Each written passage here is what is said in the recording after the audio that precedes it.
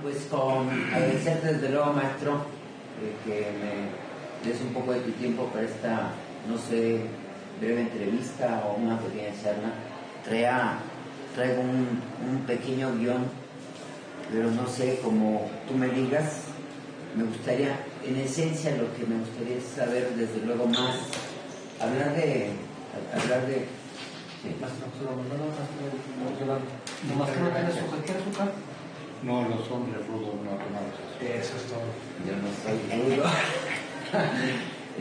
Hablar de Alberto Híjar es desde luego una gran trayectoria, no me gusta, yo lo noté, te conozco ya tiempo atrás en algunos de los diplomados que estuve organizando lo que fue el Museo de Arte Contemporáneo, pero sí me gustaría a lo mejor iniciar, te digo, en esta entrevista o charla, que me comentes quién es, o más bien, quién es y cómo describe Alberto Híjar al maestro Alberto Híjar.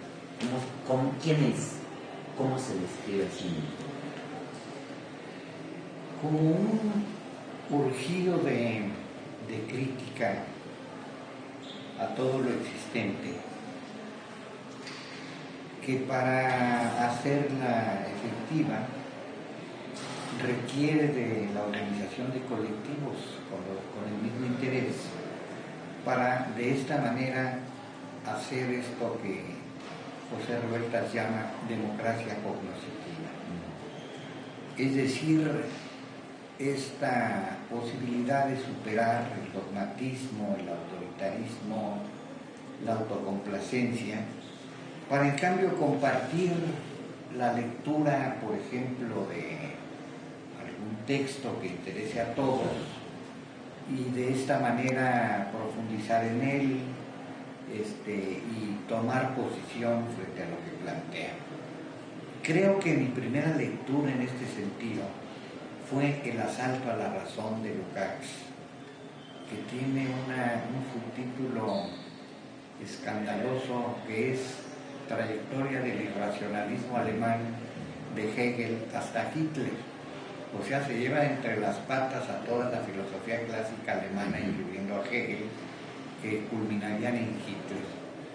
Tiene un apéndice importante sobre selecciones del Reader Digest, que sería una vulgarización del individualismo, de la exaltación de la vida estúpida de la burguesía empeñada en enriquecerse y en las banalidades de la industria del espectáculo.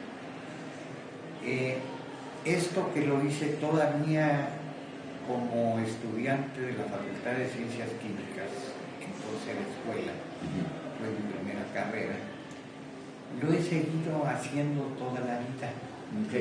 Con colectivos diversos. Qué bueno que lo menciona, maestro. Permíteme hacerlo así. Estás hablando de ese compromiso que tú sientes en cuestión de la colectividad, pero me interesaría, para ahondar un poco más, ¿en qué momento Alberto Híjar tiene esa conexión o ese contacto racional, consciente para con el arte en general? ¿En qué momento? Porque estás hablando, por ejemplo, de un momento en la prepa. Es importante, desde luego, yo sé, tienes unos planteamientos, tienes varios libros donde hablan del planteamiento del arte en general, de los procesos, pero me interesaría saber por lo siguiente, porque se habla de que, y yo sé, con tu línea y tus posturas políticas, pues desde luego entender que el arte debe ser más abierto. Por eso me interesa cuando tú tienes esa conexión en general, llámese literatura, llámese música. Esto ocurrió cuando decidí dejar por la paz la toreada. La química a raíz de la organización de una huelga en una empresa sueca en la que se trabajaba, que se negó a pagarme la comisión por un plastisol que había yo vendido. Me puedo apreciar que soy el introductor en México de resina para hacer muñecas que antes olían a madres, y este es un plastisol perfumado. Yo transformé Tú hiciste la muñequería. Sí. Desafortunadamente no. Entonces, el arreglo, que consistió en darme 10,000 pesos a cambio de que él muriera, me pareció bien. El elegante abogado de la empresa me dijo: mire, esto puede durar años, eso no le conviene ni a la empresa ni a usted, si tiene razón. Entonces, yo no podía volver a trabajar de químico, porque te boletinan Y te ponen en la lista. En todas partes estás liquidado. De modo que a la par habían transformado los pases del bachillerato a cualquier facultad o cualquier bachillerato. Entonces eso me permitió entrar a la facultad de filosofía. Ahí tuve que tomar una decisión, porque yo le entendía a Élie de Gortari y su filosofía de la ciencia y su lógica, llena de ejemplos de fisicoquímica que dejaba estupefactos a mis compañeros, pero yo venía de ciencias químicas, yo entendía, lo cual me convirtió en un estudiante muy importante para él, y con el seminario luego de problemas científicos y filosóficos. Pero a la par, el joven Sánchez, me decía Agustín Cueva, tú no conociste a Sánchez Vázquez como Sánchez Vázquez, tú lo conociste como el joven Sánchez, muy nervioso, manejando tarjetas. Pronto fui ayudante de su seminario, etc. Y entonces hubo que decidir. Yo opté por la estética. No solo por el arte, tuve muy afortunada presencia en la facultad, éramos muy pocos los estudiantes de filosofía. Mi maestro Pedro Rojas, que era un asombro de funcionario, porque tenía muchos cargos al mismo tiempo y era profesor en varias escuelas, era director de Radio Universidad, me invitó y arranqué una serie que se llamó Actualidad en la Plástica Mexicana, donde entrevisté a decenas de artistas en su estudio, frente a su obra, etcétera, todo lo cual me dio unas relaciones muy amplias, muy profundas con algunos de ellos. Me gané su estimación. Yo estaba muy chavo, hice programas especiales sensacionales. Estamos hablando y en del especial momento de la preparatoria. No, ya en la facultad de filosofía. Y en especial Siqueiros. Convocaron a una mesa redonda, estaba en pleno el conflicto chino-soviético. Lo que iba a ser una mesa redonda se convirtió en una semana de discusiones, y a mí eso me marcó para toda la vida. Allí estaba lo que yo quería. Hablaban de lo que estaba pasando en ese momento, no del impresionismo con 5 transparencias aburridas, etcétera, sino estaban hablando de la revolución cultural china y del realismo soviético y del movimiento ferrocarrilero y del movimiento magisterial en México y de la represión. Entonces yo quedé deslumbrado, y esto me hizo tener relaciones entrañables con Siqueiros, con Joel Marroquín, un crítico e ilustrador peruano, con Federico Silva cuando era bueno y realista, porque era yerno de Lombardo Toledano, y con Antonio Rodríguez, que era una maravilla, un comunista discreto que no se llamaba así, de manera que eso me transformó. Ahí estaba lo que yo quería. La prueba de que la relación entre la economía política y la producción de signos era necesaria. Y a darle, fundamos el curso Vivo de Arte contra la retórica del Instituto de Investigaciones Estéticas, para el que la historia del arte mexicano terminaba cuando mucho, con Saturnino Herrán, ya siendo muy hablados con el pluralismo. Nosotros formamos un grupo que un compañero nombró Polignos, por poli muchos, gnosis conocimientos. Era de vacilón y se volvió en serio. Dices, era de vacilón y se volvió en serio. Sí, porque todos teníamos doble carrera. Arquitectura y filosofía, psicología y filosofía José de Cruz Fonseca. Yo venía de ciencias químicas y estaba ya en la filosofía.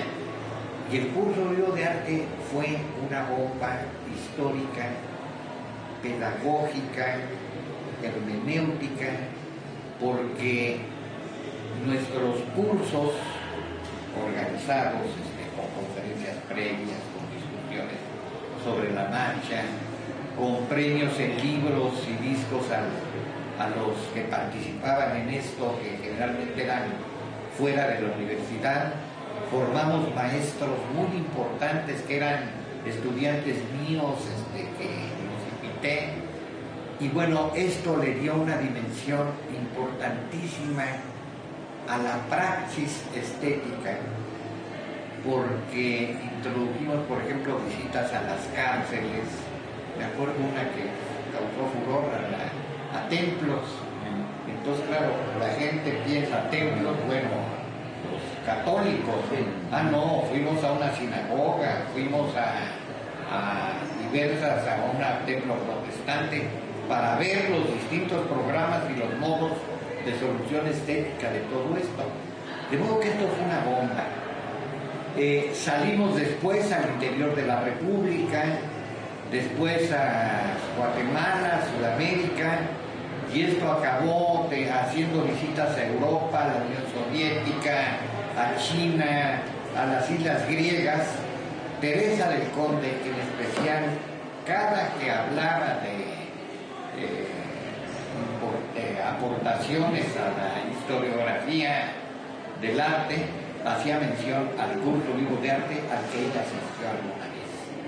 Y a la par, a un librito que hicimos de crítica a los críticos, que fue una serie de conferencias que dimos en la Escuela Nacional de Artes Plásticas, eso que llaman San Carlos los conservadores, y bueno, pues creo tal escándalo que se rajó la escuela en la publicación, lo publicamos nosotros como ediciones. La forma de sacar Polignos con nuestra lana, ¿no? Entonces, crítica a los vacas sagradas, desde Justino Fernández, Paul Wetzstein, Raquel Tibol, hasta Crespo de la Serna,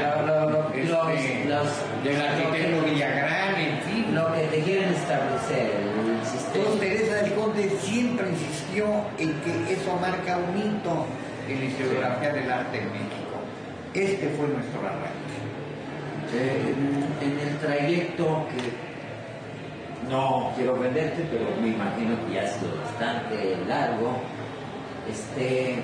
creo que ha habido muchos tropiezos, muchos topes, o quienes han querido, desde luego, irrumpir o cortar o hacer a un lado o desaparecer, pero yo creo que, como lo mencionaste, el Conde hace un comentario que esto marca un hito. O sea, cuando se está haciendo algo honesto y que vaya en realidad dirigido a forzar, no a armar falsas expectativas ni ilusiones, sino a hablar de la realidad, ¿cuáles consideras que han sido las mayores aportaciones que en tu caso, maestro, uno, por ejemplo, la conformación de los grupos colectivos, el apoyo, el dar conferencias, pero para estas nuevas generaciones que están perdidas? Bueno, la construcción de esto que yo llamo la praxis estética, esta es una edición Polignos a propósito de mis primeros 80 años de edad, hay un libro así editado por Relimba, con edición en España, y con una sorprendente edición que debe estar ya en proceso en Finlandia. Un ex estudiante mío me siguió la pista, ya me mandó la traducción al inglés en Finlandia. Bueno, mis cursos se convirtieron en algo muy agitatorio. Y entonces ahí están las dificultades, pero también las satisfacciones. Dices algo muy agitatorio, refiriéndose a los conceptos, las ideas que... Sí, no basta la honestidad. Si no hay consistencia teórica de por medio y militancia práctica, vale madres que tú seas San Francisco de Asís. Eso. Y aunque lo quieran ver como lo quieran ver, tú estás dando. Y no estás cediendo. O sea, no me pagan. Y no vas a ceder. Yo no entro a la facultad por cargar el portafolio a Sánchez Vázquez o a Elide Gortari, sino entro porque el grupo Miguel Hernández, que se convierte en comité de lucha en el 68, exige que entre yo de profesor, y así entro a la facultad. Y claro, esto trae como consecuencias que yo jamás fui un profesor de tiempo completo. Siempre me echaron para atrás, nunca me convocaron. O sea, dar clases en donde podía para sobrevivir. Es parte de estar firme uno en su... Efectivamente, y no de andando de ganapán y en el Congreso y en el coloquio y en el premio no sé qué, etcétera, etcétera. A la par, la práctica del periodismo, primero en el Gallo Ilustrado, el suplemento del día, que si uno ve estos suplementos de los años 60, eran realmente sensacionales. Y era otra forma. Escribíamos desde Celce, Efraín Huerta, etcétera, y yo haciendo allí mis primeros escarceos de crítica de arte. He sido cronista de cuanto arte agitatorio se ha hecho en México desde los años 60.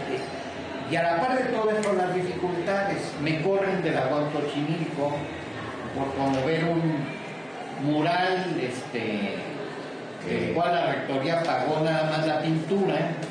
Lo hace el Taller de Gráfica Monumental, fundado por el Grupo Germinal cuando regresa de Nicaragua. Luego de que hicimos Hilito, el primero que fui yo al triunfo, fui yo, luego ellos regresan, fundan el Taller de Gráfica Monumental. Yo nombro a los auditorios de la Xochimilco Vicente Guerrero y Francisco Javier Mina, aprovechando el sesquicentenario de Guerrero, para quitar esa manera idiota de designación de la arquitectura inteligente, como llaman los especuladores de los edificios, de ponerles edificio D3 y espacio Z5, etcétera. No, aquí Vicente Guerrero, Mina, placas de madera grabadas para que se vea la materia y la mano de obra de un artista. Hacen un mural, llega el rector con los otros rectores de unidades de rector general y llega con una edecán con vinito de ese corriente que sirven en estos eventos, y está el gran reventón de trabajadores. El grupo Salario Mínimo, muy jovencito, con el que sigo teniendo una relación entrañable, Rini Templeton bailando, esta ejemplar trabajadora de la cultura y excelente ilustradora gringa. Claro, al día siguiente me corrieron. Pero no solo me corrieron, sino que me inculparon de todo lo que se había perdido, de la escalera y la cámara fotográfica y las sillas, etcétera, para no darme indemnización. Entonces, bueno, ya para entonces, después del 68, yo militaba en las Fuerzas de Liberación Nacional, de las que se desprendería 20 años después el Ejército Zapatista de Liberación Nacional. En la represión brutal de 1974, en la que caen, asesinan 5 compañeros en Nepantla, los 8 primeros, así les dicen los primeros, así dicen los zapatistas, los que fundaron el primer campamento de Emiliano Zapata en la selva, y en Nepantla aparece mi nombre. Soy secuestrado, torturado, desaparecido, gracias a la movilización de mucha gente y muchas instituciones. Estoy hablando contigo. Eso significó la salvación de mi vida y la de 9 compañeros En la parada de Monterrey. Sí, se fue sobre de modo que esos son los costos, ¿no? Y claro, eso hace que esté yo lo mismo en la Fundación del Autogobierno de Arquitectura, que en el cogobierno de la Escuela de Antropología, con Althusser por delante, con la crítica radical de Lukács, con la explicación de lo que pasa en el mundo, con teóricos tan ignorados como Gunder Frank. No basta el ser bueno y tener muchas ganas, sino es la consistencia teórica, el formar colectivos que sepan lo que están haciendo y a qué le tiran. Era parte de mi militancia política, tenía que ser necesariamente estética. Y así sucesivamente, hasta que me corren también de la UNAM, luego de ser subdirector de difusión cultural y ponerme en huelga de hambre a un costado de Bellas Artes, en la Alameda, para protestar por el cierre de Chapultepec, que lo iban a arreglar, sí, lo iban a abrir, cobrando, y con McDonald's y todas esas, todo eso apropiado de Chapultepec, claro, me corrieron, y así sucesivamente. Muy importante tener la opinión de alguien que desde luego reconoce todo lo difícil que le ha costado llegar a donde está. Pero es muy importante desde luego para ti la visión actual que se debe tener del arte en general, con todos estos cambios, estas transformaciones que está viviendo. Vamos a hablar en particular de México. Es mucho más que el arte. O sea, yo pienso que considero que, o sea, hablar del arte es hablar también de alguna manera de la política actual, de la situación que está involucrada en el movimiento. O sea, hablar en arte, no voy a platicar con un filósofo ni lo voy a cuestionar, pero qué tan importante es, o cómo se podría considerar la importancia actual del arte en este México. Como lo plantea Marcuse, su último texto se llama La Dimensión Estética. Es una parte de un capítulo maravilloso que debería leer de Eros y Civilización. Es un capítulo breve, muy bueno, donde plantea la necesidad de que los procesos de significación transformen las relaciones de producción, arraiguen en ella, y el arte es un recurso entre otros, como está ocurriendo ahora en todo lo que mostré aquí, que está ocurriendo en la calle y en la plaza y en las marchas, y ahorita en Argentina y mañana en la toma de posesión de López Obrador. Es decir, la gente en la calle llena de signos, de danzas, de música, etcétera, y por su parte, bueno, también la burguesía voraz, pues también hace lo suyo. Todo no para de bombardearnos con televisión, radio, publicidad, la Santa Navidad, la Virgencita de Guadalupe, etcétera. Esa es la dimensión estética.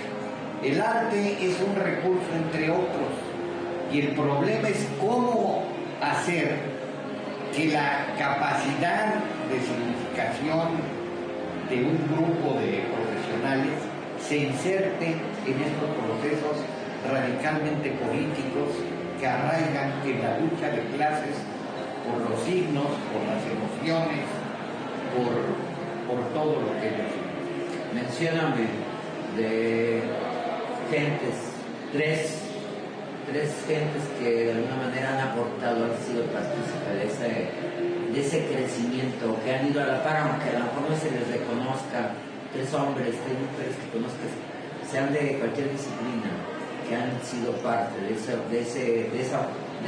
fortaleza que han tenido como tú, maestro. Del pasado Gustavo Courbet y su cuate Proudhon escribiendo sobre el realismo, mientras Courbet era el comisario de Educación y Cultura de la Comuna de París en 1871. La defensa, la propuesta del realismo, que a él lo había llevado a pintar cuadros monumentales, el entierro en Mornans, un entierro campesino monumental, y abrir su propio Salón de los Rechazados como respuesta a la Academia Francesa, en la Comuna acaba por hacer caso a la Asamblea, que decide tirar la columna Vendôme, hecha con los metales de los ejércitos derrotados por Napoleón, y con Napoleón en la punta vestido de patricio romano. Tiran la columna Vendôme, que Courbet tendrá que pagar en lo que le resta de vida. Eso es de lo que se trata.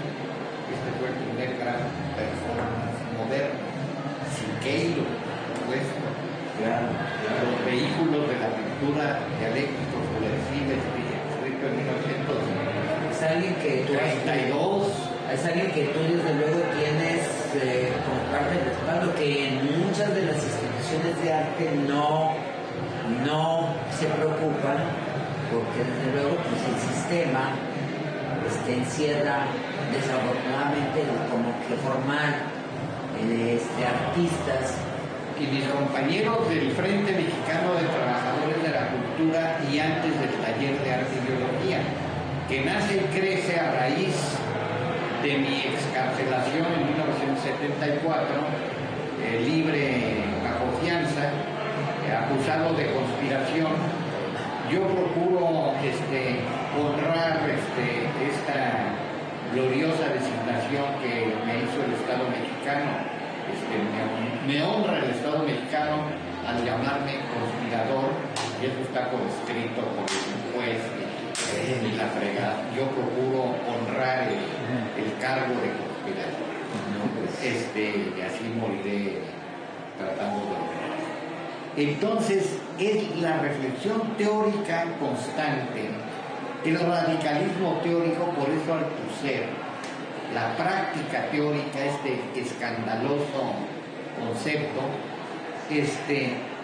que generó el Frente Mexicano, la gran cantidad de cosas que hicimos yéndonos a Nicaragua. Yo fui miliciano en Nicaragua, asesor de la Junta de Reconstrucción de Managua, el grupo Germinal, llenado de reconocimientos por su trabajo en la cruzada de alfabetización.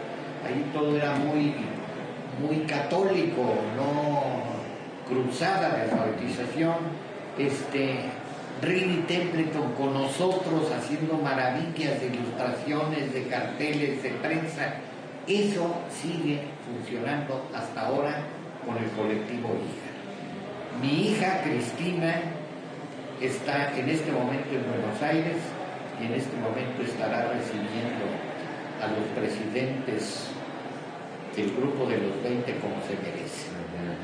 Fue a la 8ª conferencia de Claxo, de este grupo de científicos sociales de América Latina, y ahí levantó la voz en frente de Cristina Fernández de Kirchner y de Dilma Rousseff, para llamar la atención de que nosotros hemos dado todo a los exiliados y a los perseguidos de toda América, y no hemos recibido ninguna o muy poca solidaridad de ellos. De modo que la lucha sigue. Pues me da gusto, maestro, que desde luego me estés comentando todo esto que es parte de tu vida, de tus vivencias, y una situación que a lo largo de esta gran trayectoria que has tenido, muy golpeada por cierto, sí, tener el orgullo de charlar y tener esta entrevista. Maestro, para cerrar, ¿qué podrías decir a las nuevas generaciones que quieren comprometerse, en particular, que quieren hacer algo por el arte, o sea, los que son esencialmente estudiantes, digo, porque me es triste ver cómo están las universidades. Acabamos de regresar de Morelia, también tiene facultad, la Universidad de Morelia de San Nicolás, creo es, y también tiene facultad de artes. San Luis también tiene facultad de artes. Yo pienso que a lo mejor todos los estudios tienen facultad de artes. Yo digo, a ver. Bueno, en Morelia yo tengo una compañera escultora, así chiquita, que hace unas esculturas maravillosas. Hizo una para los zapatistas sensacional.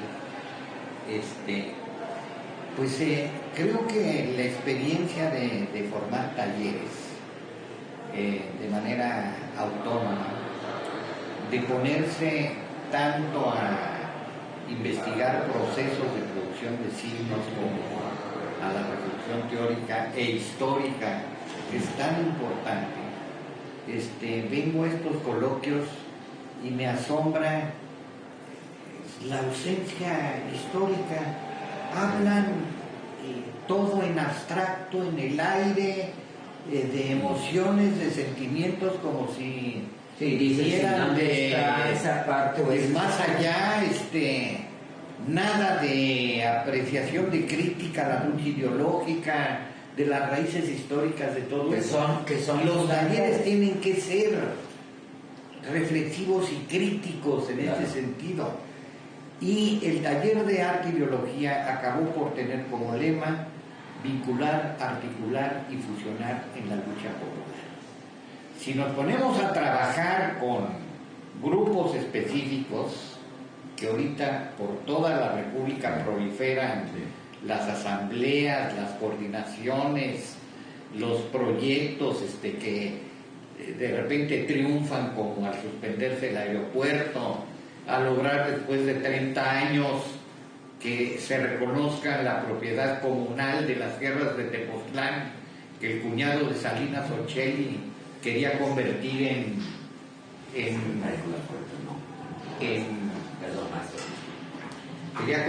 campo de golf. De Cherán, nosotros estamos trabajando con los Tula, una comunidad en proceso de autonomía en la frontera entre Michoacán y Colima, cerquita de Lázaro Cárdenas, que es el puerto de altura, de donde sacan los minerales para China, bien protegidos por la Marina y todo esto. Vincular, articular y fusionar en la lucha popular.